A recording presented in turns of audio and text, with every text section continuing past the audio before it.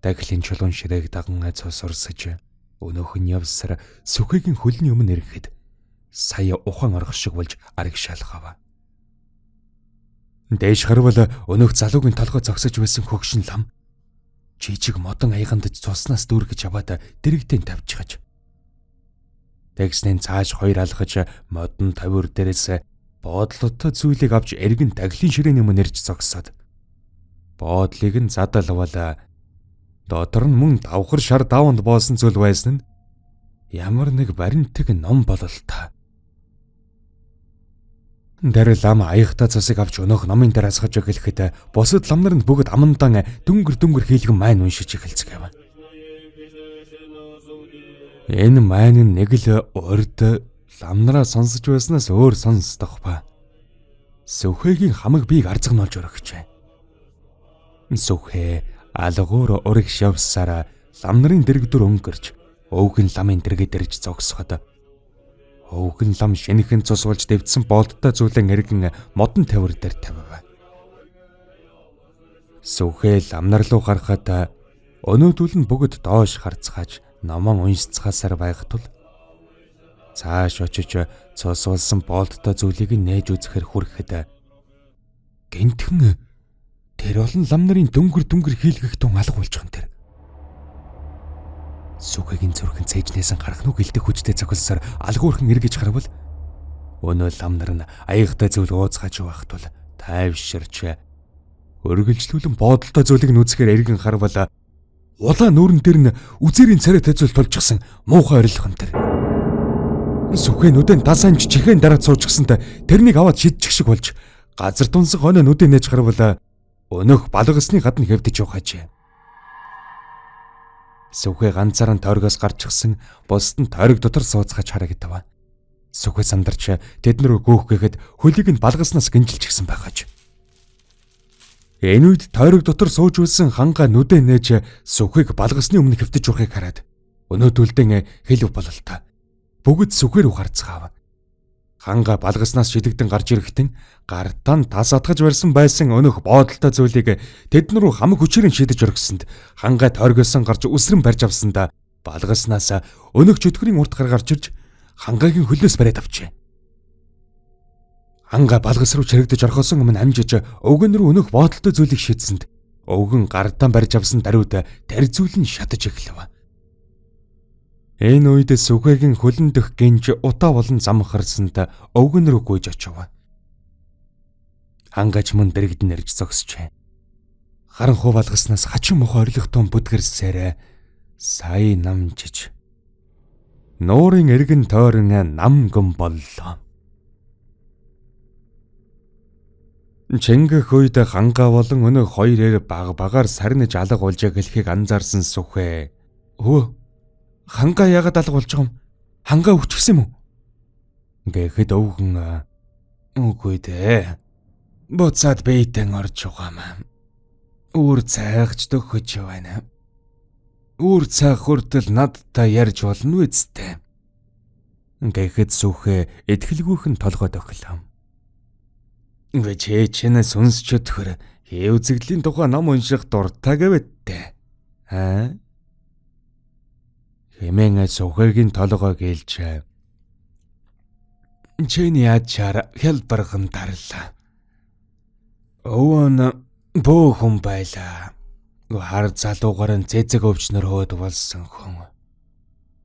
Гэлэгэхтэн өнгөрсөн хойноо онгод тэнгэрийн зараалаар гэхүү өөрийн хүсэл хэрж гэхүү нутаг нутгаар хэсч хүчин авч уу альбан тэрнгүүдийг дарж намхруулдаг болоод олон жил өнгөрч байна. Ингээд сүхээгийн нүд рүү харж би чамд жинхэнэ түүх ярьж өгье. Гэхдээ сүхээ инээж янзтай гэж уулгалдахад өвгөн тас хөхрөв. Миний дээд тэнгэр рүү явах цаг болжээ. Энэ чөтгөрийг дарах нь миний энэ урт аяллаа төгсгөл байсан бололтой. Хүч минь суларч байгаа болохоор хий бэйтэй болж байгаа юм. Ингээд хоёр гараа мөргөж харуулхад хэдийн нэвт харагдаад эхэлжээ. Чамтай анх таарад толгойч нэлж байсныг санаж байна уу? Тэгэхэд чинь би чамд хамгаалалт хийж өгч байсан юм. Чи тэрний урд шүн сэрэд нэг эмэгтэй гарсан биз дээ. Гэхэд сүхэ толгойд өгч та яаж гиснээ дууга хураава. Өвгөн цэнхэрдэн мэлэлцэх нуур руу харж энэ нуурыг харж байгаа биз?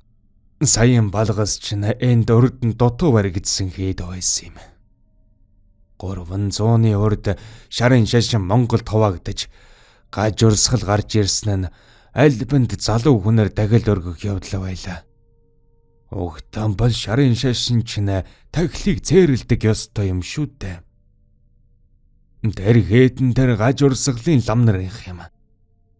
Тэд нар залуучуудаар дахил өргөсөөр байгаад энэ нутаг хөнгө болоод ирэхтэн өөрсдөө нэгнээ дахил дөргөөд өөд болцоож гаж.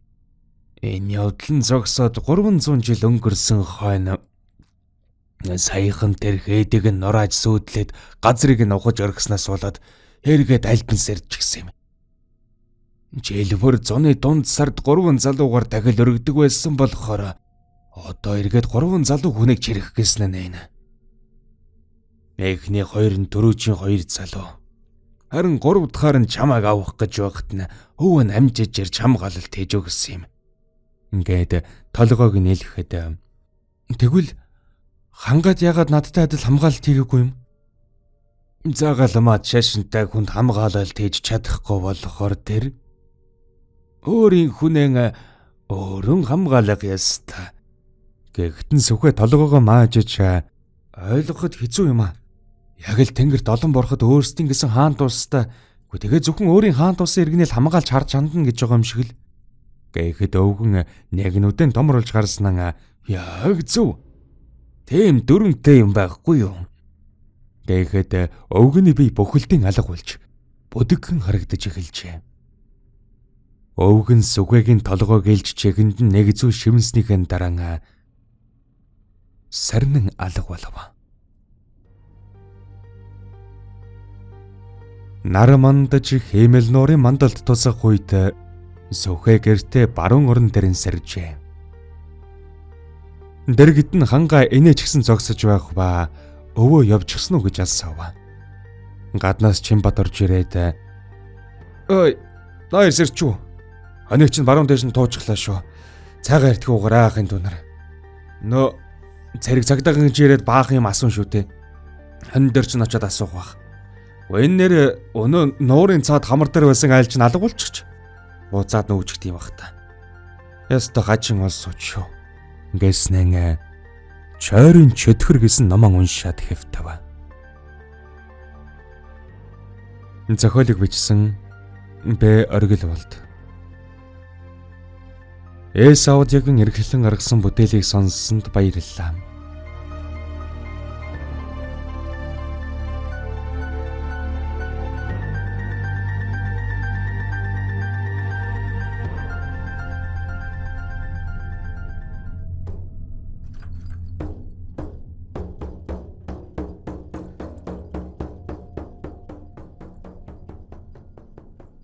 Ийм залуухан хүүхэд юм мэдх юм уу? За чи надамаа таньдаг хүнээсээ сонссон. Үнэхээр хүчтэй юм гэлээ. Нэрийг нь Сүгэрдэнэ гэдэг гэсэн. Одоо хоёулангийнх нь яриаг сонсч иж магадгүй. Яагав? Эртэж чинь бас нэг тийм сонссон гэж яриад байсан биз дээ. Өө, тэр чинь ийм залуухан хүүхэд байсан юм уу?